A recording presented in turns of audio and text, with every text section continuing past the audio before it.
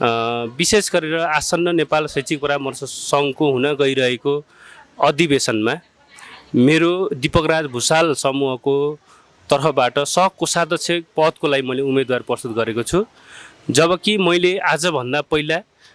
दुईवटा अतिरिक्त विभागको सदस्य र नेपाल शैक्षिक परामर्श सङ्घको केन्द्रीय सदस्यको रूपमा रही अतिरिक्त विभाग प्रमुखमा रहेर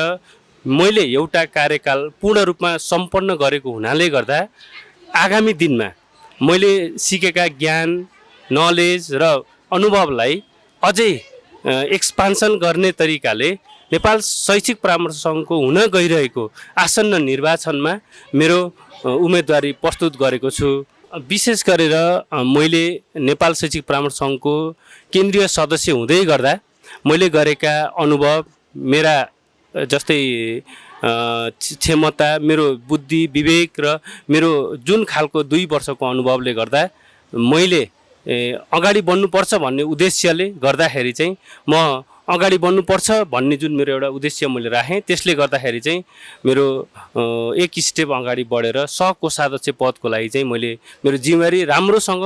पूर्ण रूपमा मैले सम्हाल्न सक्छु। व्यवस्थित तरिकाले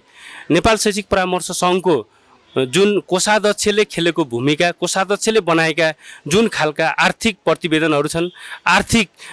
क्रियाकलापलाई हाम्रो जुन कार्यकालमै सफल र प्रभावकारी तरिकाले त्यसलाई सम्पादन गर्नका लागि चाहिँ मेरो मुख्य गरी कोषाध्यक्षले बनाएका एजेन्डाहरू र नेपाल शैक्षिक परामर्श सङ्घको जुन हाम्रा 2026 हाम्रो जुन नारा छ, 26वटा हाम्रो अध्यक्षज्यूले लिएका 26वटा हाम्रा एजेन्डाहरू छन्, त्यो एजेन्डाहरूलाई स्थापित गर्नका लागि र व्यावसायिक मैत्री बनाउनका लागि र कोषाध्यक्षले बनाउनु भएका सम्पूर्ण एजेन्डाहरूलाई पूर्ण रूपमा समर्थन दिनका लागि र इक्यानको आगामी कार्यदिशालाई व्यवस्थित, मर्यादित र आर्थिक सुशासन र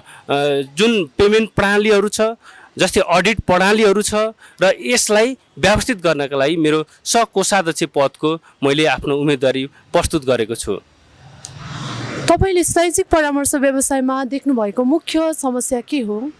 विशेष गरेर नेपाल शैक्षिक परामर्श सङ्घ र जसले पनि आफ्नो एउटा उद्देश्य प्रष्ट रूपमा छ, नेपालबाट उच्च शिक्षा अध्ययन गर्न जाने विद्यार्थीहरूलाई सही व्यवस्थित रूपमा चाहिँ आफ्ना विद्यार्थीहरूलाई उचित गन्तव्यका साथ उहाँहरूको क्षमता अभिवृद्धि गरी संसारका उत्कृष्ट युनिभर्सिटीहरूबाट नेपाली विद्यार्थीहरूले आफ्नो उच्च शिक्षा अध्ययन गर्न पाइरहनु भएको छ र यसमा भएका विभिन्न खालका चुनौतीहरू छन्, जसले गर्दाखेरि चाहिँ हाम्रो व्यवसायमा अहिले हेर्ने हो भने नेपाल सरकारले दुईवटा तहबाट चाहिँ शैक्षिक परामर्श व्यावसायिकहरूलाई व्यवस्थित गर्नका लागि एउटा सङ्घीय तहमा जसले शिक्षा मन्त्रालय अन्तर्गत शैक्षिक परामर्श तथा भाषा शिक्षण निर्देशिका जसले गर्दाखेरि चाहिँ केन्द्रबाट लाइसेन्सको काम गरिरहेको छ भने स्थानीय तहहरूले केही प्रदेशहरूले चाहिँ आफ्नो लाइसेन्सको प्रक्रियालाई अगाडि बढाइरहेका छन् भने केही प्रदेशहरूले चाहिँ लाइसेन्सको प्रक्रियालाई कन्टिन्यू निरन्तरता दिइरहनु भएको छ, जसले गर्दाखेरि चाहिँ विभिन्न खालका मार्केटमा हुने खालका गतिविधिहरू, भ्रामक खालका विज्ञापनहरू भए, विद्यार्थीहरूलाई पाउनु पर्ने त्यहाँबाट सही परामर्शहरूका कारणले गर्दाखेरि चाहिँ धेरै जस्तै विभिन्न खालका फेक खालका एडभर्टिजमेन्टहरू, जसले गर्दाखेरि विद्यार्थीहरूले लाभान्वित हुने खालका भन्दा यसमा चाहिँ यस्ता कुराहरूलाई र अव्यवस्थित रहेर सञ्चालन भएका शैक्षिक परामर्श व्यवसायहरूलाई व्यवस्थित गर्नका लागि चाहिँ हामीले यसलाई महत्त्वपूर्ण रूपमा हामीले चुनौती रूपमा लिइरहेका छौँ भने आगामी दिनमा हामीले यस्ता चुनौतीहरूलाई व्यवस्थित, मर्यादित तरिकाले अगाडि बढाउने हाम्रो प्रतिबद्धता रहेको छ। यसै गरी आसन्न नेपाल शैक्षिक परामर्श सङ्घको हुन गइरहेको निर्वाचनमा सम्पूर्ण हाम्रा इक्यानियनहरूलाई, मेरा अग्रज सम्पूर्ण इक्यानी सदस्यहरूलाई मैले के भन्न चाहन्छु भने म नेपाल शैक्षिक परामर्श सङ्घको आसन्न हुन गइरहेको निर्वाचनमा दीपकराज भुषालको समूहबाट मेरो सहकोषाध्यक्ष पदको मैले प्रतिनिधित्व गर्दैछु। सम्पूर्ण मतदाताहरूलाई आफ्नो बुद्धि, विवेक र प्रयोग गरी संस्थालाई सुदृढ बनाउनका लागि, व्यवसायका हक हितलाई अगाडि बढाउनका लागि जुन हाम्रो समूहले बोकेका एजेन्डाहरू छन्, एजेन्डाहरूलाई पालना गर्नका लागि उहाँहरूले सही स्थानमा सही व्यक्ति उहाँहरूले चुन्नुहुनेछ र हाम्रो प्यानललाई पूर्ण रूपमा बहुमतले हामीलाई साथ सहयोग सपोर्ट गर्नुहुनेछ भन्ने पूर्ण विश्वासका साथ यहाँहरूको मतलाई पनि कदर गर्दै मत र मन दुइटै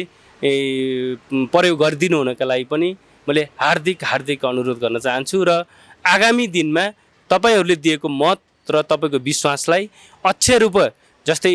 हाम्रो इक्यानले बोकेका एजेन्डाहरूलाई पालना गर्न र त्यसलाई व्यवस्थित गर्नका लागि महत्त्वपूर्ण भूमिका खेल्नेछु भन्दै यहाँहरूलाई धेरै धेरै धन्यवाद ज्ञापन गर्न चाहन्छु। हस्त धन्यवाद।